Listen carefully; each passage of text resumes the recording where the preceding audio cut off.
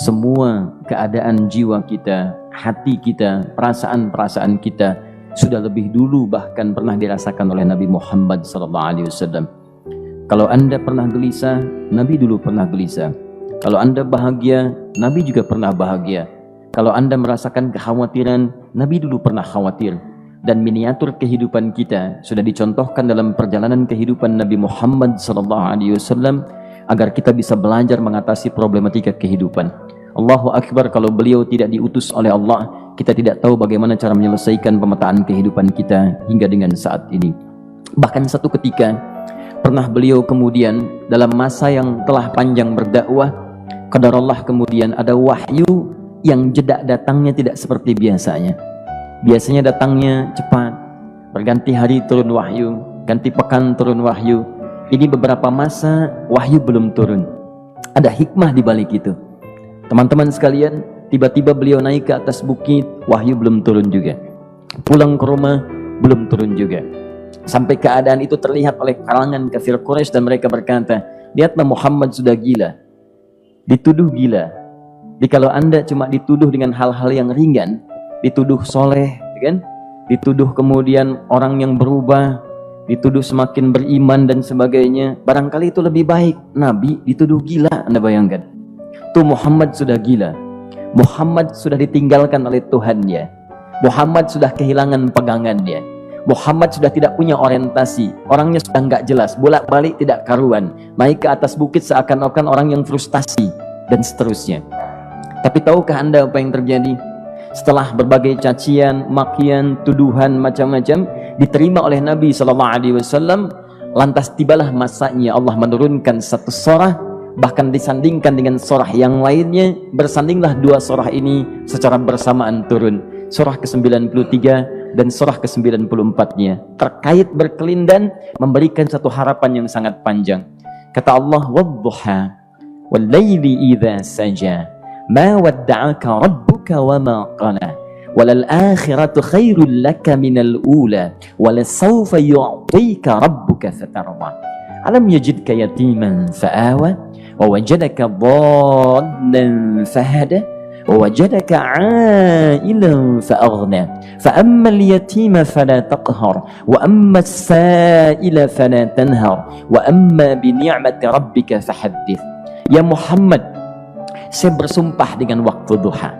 Kalau kita baca dengan ilmu balaghahnya, itu bukan sekedar sumpah mengilustrasikan waktu duha.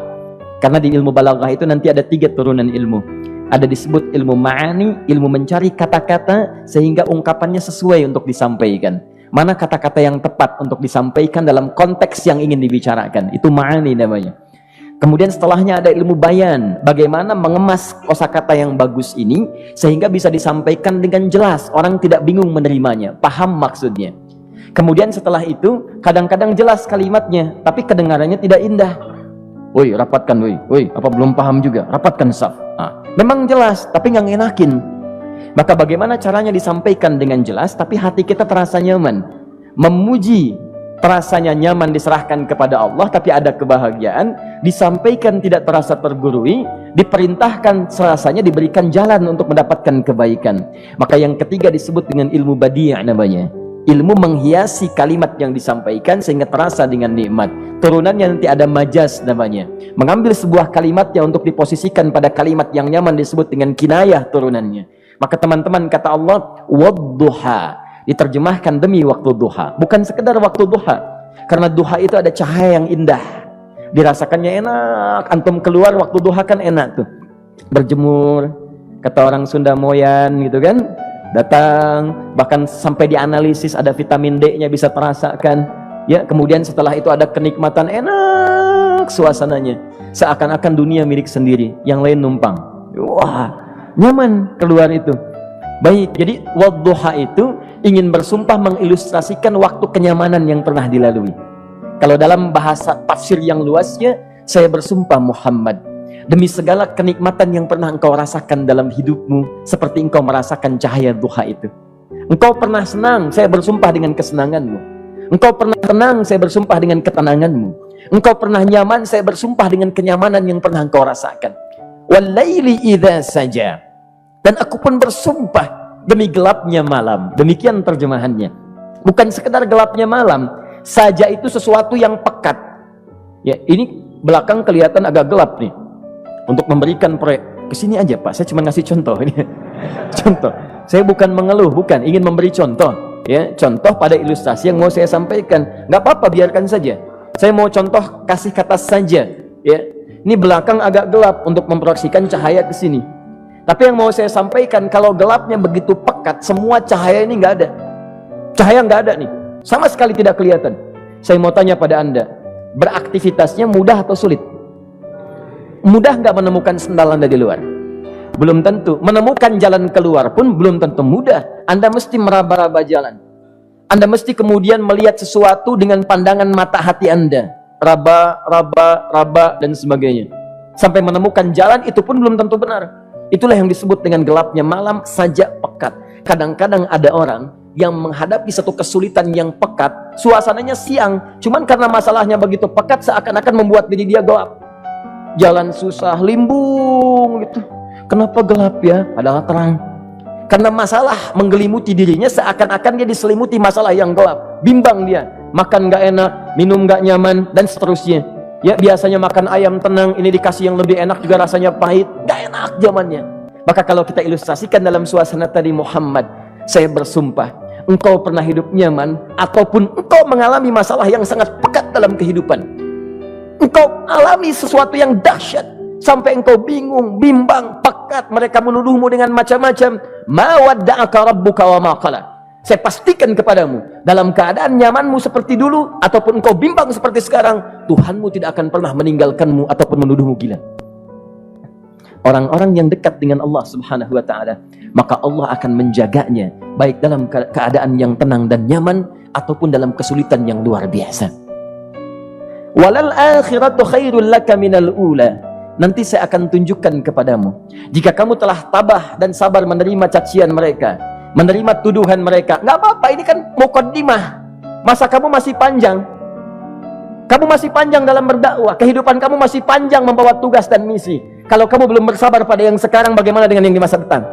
Tapi saya pastikan kepadamu, jangankan yang seperti ini, masalah pekat yang paling hebat pun kamu akan hadapi, yang membuat kamu sedemikian sulit lebih daripada ini, yakinkan pada jiwamu, aku tidak akan pernah meninggalkanmu. Ini prinsip dalam kehidupan kita. Jika Anda menggantungkan hidup kepada Allah, Anda bersandar dengan baik kepada Allah, maka ayat ini akan mengatakan, teman-teman sekalian, Allah tidak akan pernah meninggalkan Anda dalam setiap kehidupan Anda. Nanti, sekarang perjuangan, kata Allah, walal akhiratu khairul laka minal ula. Nanti saat kamu tiba di akhirat, saya akan tunjukkan kepadamu ada yang lebih hebat yang tidak pernah engkau rasakan sebelumnya saat di bumi.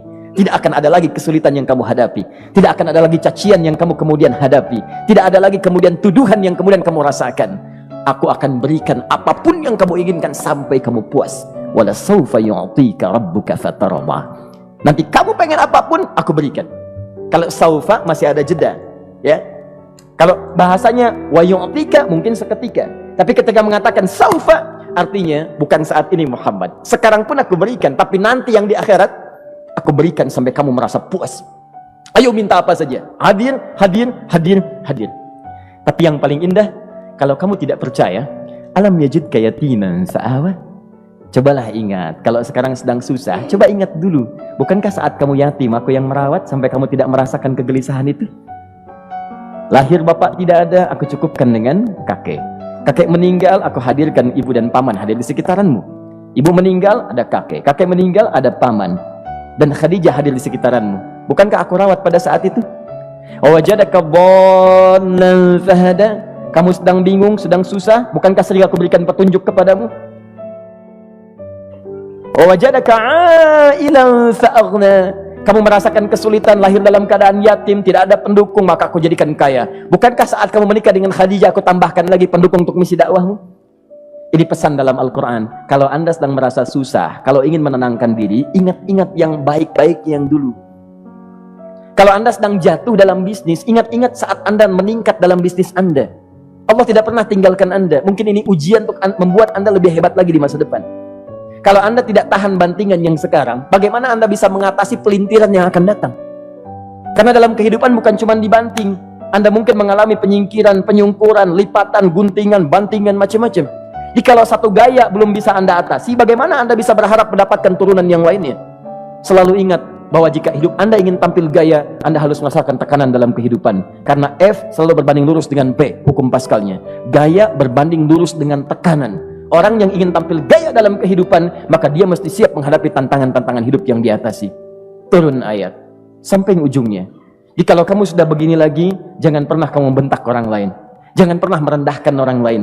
Karena Allah pun menjaga setiap hamba sepanjang ia mendekat kepadamu.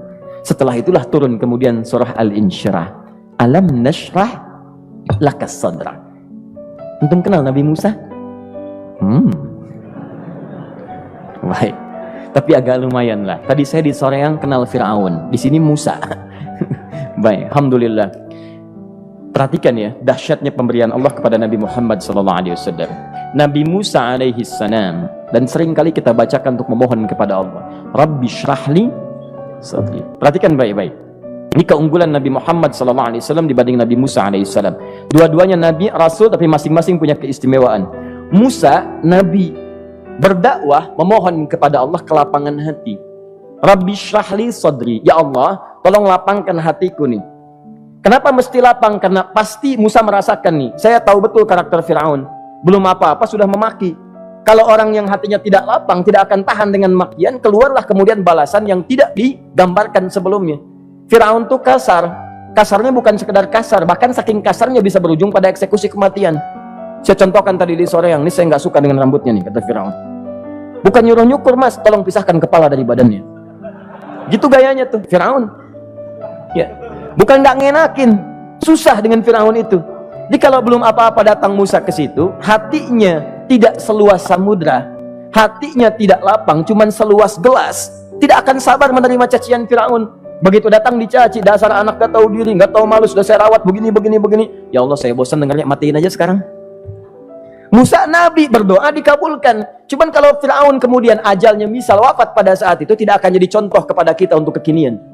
Bagaimana orang yang bebal untuk bertobat kepada Allah Subhanahu wa ta'ala. Bagaimana penyimpangan dalam kedudukan. Bagaimana dia kemudian akrab dengan pengusaha yang gelap. Di pengusaha gelap berpartner dengan penguasa zalim. Sudah ada dari dulu. Pengusahanya disebut dengan Qarun. Kemudian mohon maaf, ya, yang pemimpinnya disebut dengan Fir'aun. Tokoh intelektualnya disebut dengan Haman. Makanya cerita ini komplit di Quran. Sudah ada. Di setiap persoalan dalam kehidupan masyarakat disebabkan tiga hal yang berkolaborasi. Kalau bukan penguasa zalim, berpartner dengan pengusaha gelap, ditopang oleh intelektual yang sembrono. Itu persoalan. Jadi kalau ada sekarang intelektual menyalahgunakan kepintarannya, dia terlambat, sudah ada Haman dulu. Dan gak usah bersaing, dia bisa bikin piramida, Anda belum tentu bisa membuatnya. Kalah Anda, masih kalah hebat. Ya, jadi kalau dititipkan sesuatu jangan disimpangkan. Yang ingin saya sampaikan, Musa mengatakan Rabbi syrahli sadri. Nabi berangkat berdoa dikabulkan oleh Allah. Nabi Muhammad belum minta turun ayat Alam nashrah laka sadra. Yang ini minta Rabbi syrahli sadri. Nabi Muhammad alam nashrah laka sadra. Muhammad, mulai dari peristiwa sehingga engkau akan lebih sabar lagi menerima tantangan-tantangan dakwah. Mulai sejak itu jangankan dimaki, dilempar batu di Taif. Dari Mekah pergi ke Taif dengan Zaid kemudian.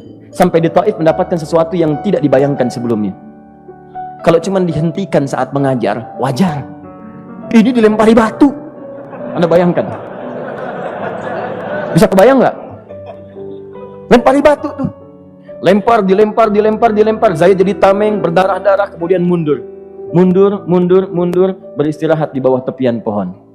Begitu beristirahat, datang malaikat penjaga dua gunung. Turun malaikat dengan kesal mengatakan, Ya Rasulullah, mud yadaika ilas sama. Ya Rasulullah, angkat tanganmu ke langit, minta kepada Allah, aku angkat dua bukit di Taif, aku himpit keduanya mereka. Aku himpit penduduk Taif dengan dua bukit itu. Apa jawab Nabi? Karena sudah mendapatkan kelapangan, ketenangan, belajar dari peristiwa-peristiwa tadi, indah jawabannya. Lah, katanya, tolong jangan lakukan. Innahum qaumun la ya'lamun. Mereka belum paham saja. Mereka belum mengerti. Tolong jangan lakukan. Aku bermohon kepada Allah. Boleh jadi nanti di masa depan akan ada hamba-hamba terbaik yang lahir dari bumi Taif ini. Kemudian beliau berkata, Rabbi, ila man takilluni? A'ila qaribin yu'limuni? Am ila ba'idin yu'dhini? Fa'ana radin ma lam taghdab ilayya.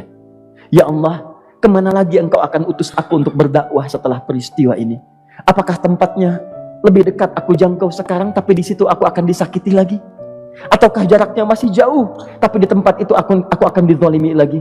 Aku ridha ya Allah dengan itu semua, asalkan engkau tidak marah kepadaku. Asalkan engkau tidak marah kepadaku. La haula wala quwata illa billahil aliyil azim. Begitu kelapangan itu muncul, ridha dengan ketetapan dan siap, tabah, kuat, hadir dalam jiwanya, tiba-tiba turun undangan, tunaikan Isra dan Mi'raj. Diangkat statusnya, naik mendekat kepada Allah Subhanahu wa taala.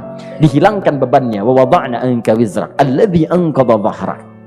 Itu hikmah, teman-teman. Barangkali kalau antum saat ini datang ke masjid ini untuk kajian, sedang bawa beban, ada kesulitan, penuh dengan macam-macam, barangkali dibacakan surat Ad-Duha tadi untuk memberikan harapan kepada Anda. Ini bukan PHP, karena ini bukan masalah urusan manusia. Ini adalah janji yang tidak akan pernah diingkari. Innallaha la